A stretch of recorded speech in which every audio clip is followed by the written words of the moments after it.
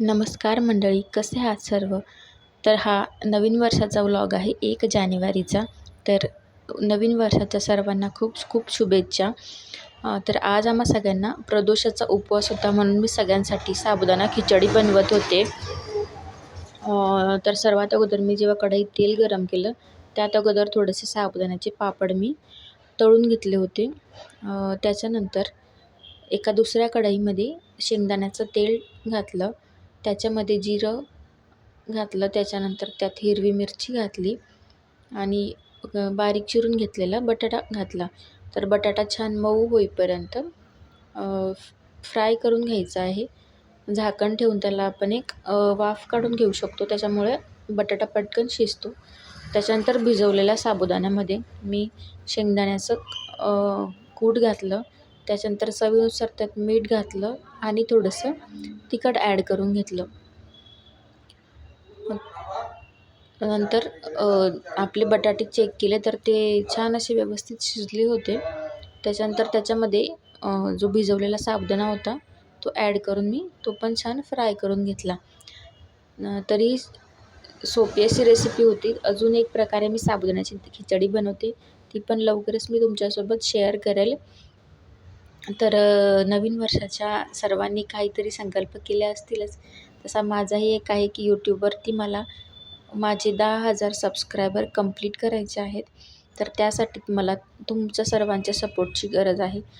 तर माझ्या या चॅनलला तुम्ही सगळ्यांनी छान असा सपोर्ट करावा.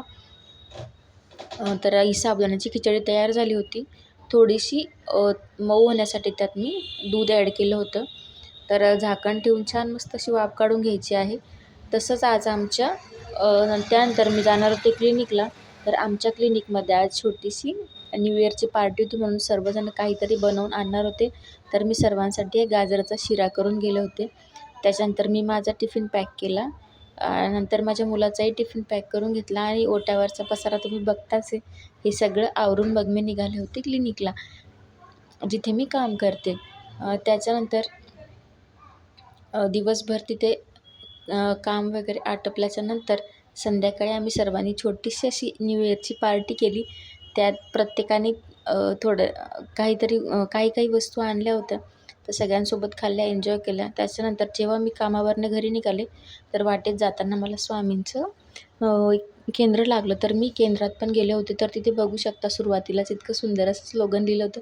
त्याच्यानेच मनाला अशी प्रसन्नता वाटते आणि आपल्याला हेही जाणवतं की स्वामी सदैव आपल्या पाठीशी असतात. तर माझा स्वामींवरती खूप विश्वास आहे. त्यांच्याच माझ्या प्रत्येक संकटामध्ये स्वामी खूप वेळेस धावून येतात, याची मला खूपदा प्रचिती येते. भरपूर अशी गर्दी होती स्वामी केंद्रामध्ये पण.